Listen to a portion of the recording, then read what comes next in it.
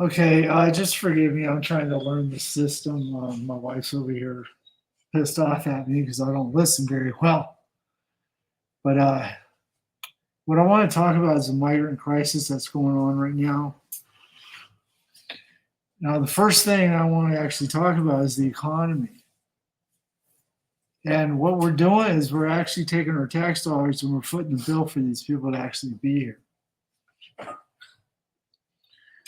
Problem with that is that we have so many bleeding hearts here in this country that they don't realize what you actually bring in with these migrants.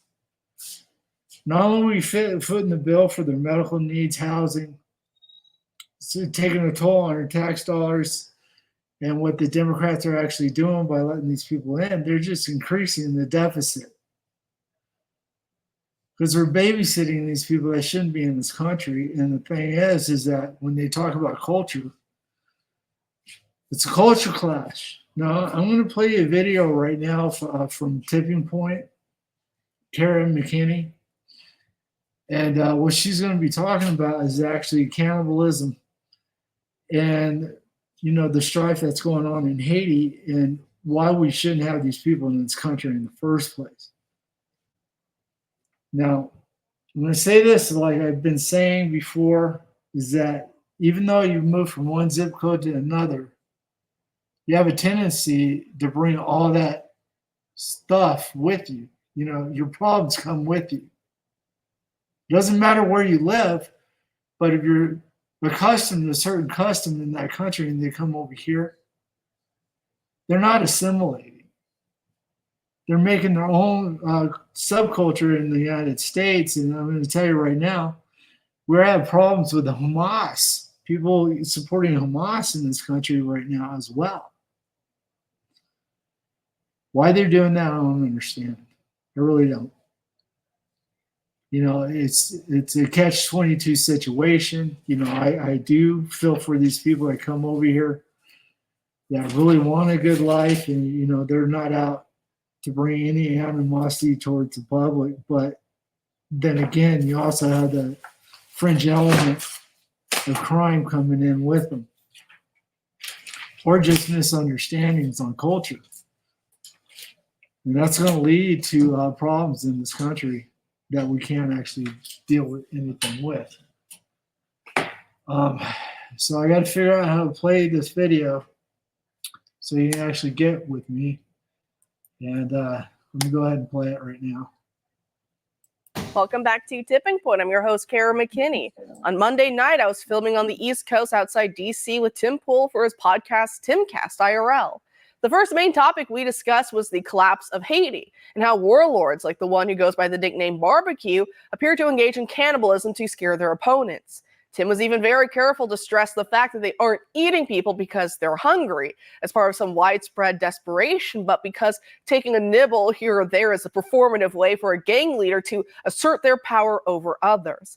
And yet, NBC News is now writing a whole hit piece about that episode and about other prominent figures on the right like billionaire Elon Musk and commentator Ian Miles Chung for likewise raising awareness about what kind of threat Biden is importing directly into the heart of our nation. It's strange because they unleashed their selective outrage at Tim and the rest of us for saying exactly what they admit in their article, which is that some gang members are indeed roasting their enemies in giant open-air fire pits and then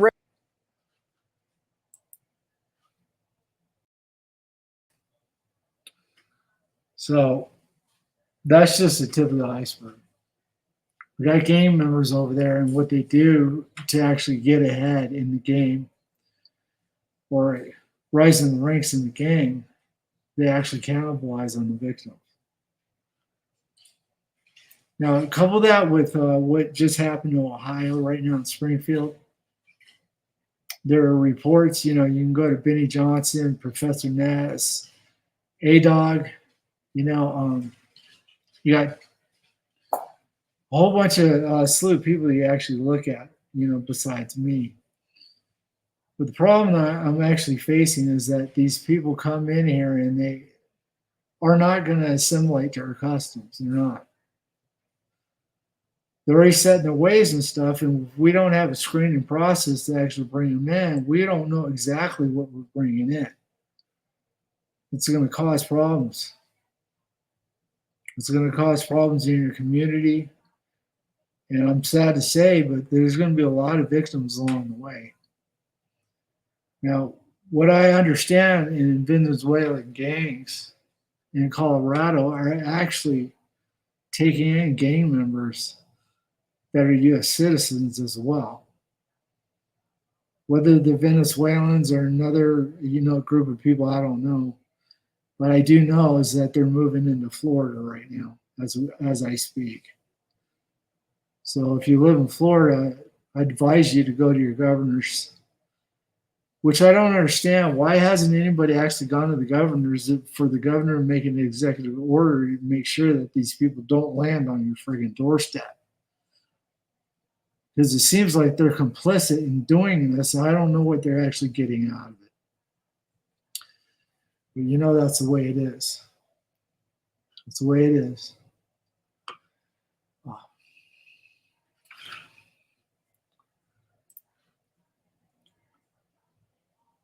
Ripping chunks of flesh off the charred corpses and stuffing it into their mouths in front of the cameras as a tactic to induce terror. One of these armed groups even went by the name Cannibal Army. But pointing out this fact that Haiti is being run by people who at least performatively eat other humans to consolidate absolute power, or who at least want you to think that they do, which is almost just as bad, is somehow racist according to this article because not all Haitians engage in the behavior. We all know what NBC actually means by this article. Shut up and accept Biden giving you a bunch of cannibals as new neighbors. And then according to some conning types like Ben Shapiro, you should work until you're 80 to keep paying for all these newcomers, as the media are now terming illegal immigrants. Well, he didn't exactly say that, but he did say in regards to Social Security and Medicare that no one should be retiring at age 65 unless they have a health problem. We all know those government programs have been run. Okay, so you see that, right? Well, I was talking about financial situations. You're raising these people in our country. You're basically now the parents of these people. If you pay taxes, you're footing the bill for these people. We don't get a vote, and even if we do have a vote on it, I can tell you right now, they're going to go ahead and make another 5,000-page document that they only have 24 hours to actually read before they pass that bill. Democrats are known for doing this. And the biggest issue that we have right now is our economy. We already know that this package that they put out to fight inflation actually has green new deals in there. And there's very little to boost the economy. There's nothing in there other than that. See, the Democrats, what they do is they put something out, this little tangible object in front of your face and dangle in front of you. Then they do the old switcheroo behind your damn back, and we end up with these damn policies, and we have no idea where they come from. That's what happens in this country when you're complacent and you don't pay attention to what you're actually doing. Now, we already have people here.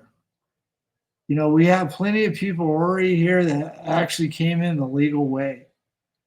And the only way that I can see this actually stopping is closing the border down completely. Completely. I did say that.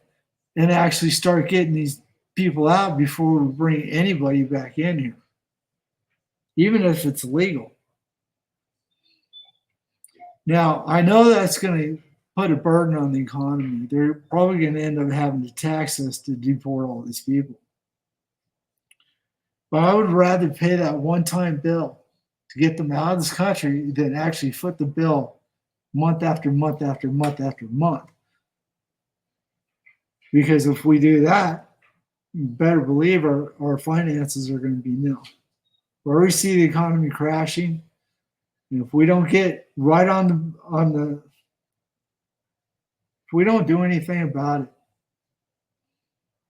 this country is going to go to hell in a handbasket. It's not going to be America anymore.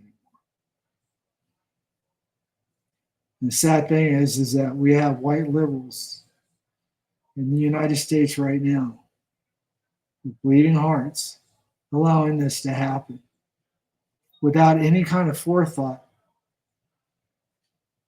Afterthought is useless at that point. Tell that to the lady that just lost her cat when they were slaughtering it. Tell that to the families that actually lost children by being raped and murdered. Tell that to the families that, lost people with drunk driving incidents with these migrants behind the wheel. What you're doing is you're culture clashing. What ends up happening, you end up in a bad place. So let me play the rest of this. I'll be done with commentary right now. It's a Ponzi scheme, but that doesn't negate the fact that workers have paid into those systems for decades through lots of money being withheld from their paychecks. We all know why the government is broke, and it's not because of hardworking Americans who want to finally relax after decades of working themselves to the bone and to receive just a fraction back of what they've been paying into the system all this time. It's because of the border invasion. It's because of all the wars Ben supports, and it's because of the COVID lockdown that Ben pushed so hard for in those crucial first few weeks of slowing the spread. The Republican message cannot be, we will work you to literal death past the age of 65 to 80 and who knows how much longer beyond that. Well, the Democrat message is simultaneously, we will tax all the money you earn to give away your inheritance to illegals who hate your guts. I mean, aside from the Haitian situation, look at what the popular social media account And Wokeness is warning about in Ohio, about another dangerous group we're just importing wholesale, Somalis. The post reads, quote, there is now a street in Columbus, Ohio, named Mohammed Abdullah Hassan Lane. Abdullah Hassan was a Somalian leader who waged jihad against Italy and Great Britain in 1899, resulting in 200,000 dead. Hassan also became an icon for al-Shabaab. Ohio Representative Ismail Mohammed, a Democrat, is behind it, end quote. Just like Congresswoman Ilhan Omar proved earlier this year with that speech, these groups we're allowing to invade are the most nationalistic, blood and soil types you'll ever find. But they only want that for their home countries, not for foundational Americans to have that same patriotic pride and protectionism even for our own country. So this user makes a valid point, and yeah, it's an anonymous account, so ignore the username when it pops on screen. But it reads, quote, your enemies are living in your country and renaming it after people who murdered your ancestors. Well, you give away all your jobs and money to them. And they didn't do anything to accomplish this. The government took it from you and gave it to them, end quote. Joining us now to discuss all this and more, which he writes about in this recent article titled, Becoming Haiti, How Biden is Transforming America into a Gang-Infested Wasteland, is Nate Hochman, a writer for the American Spectator and a senior advisor at American.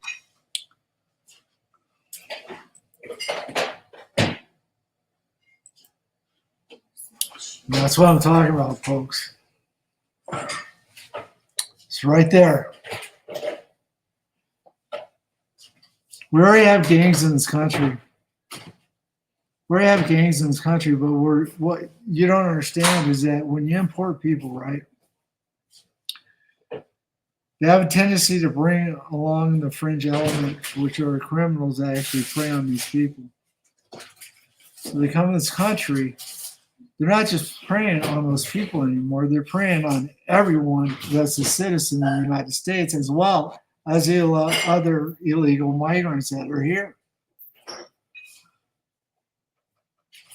Now, I want to ask you one simple question. You guys can comment on this if you want. You can ignore it. I don't care. I'm not here to actually make any money. I'm not making any money on this video.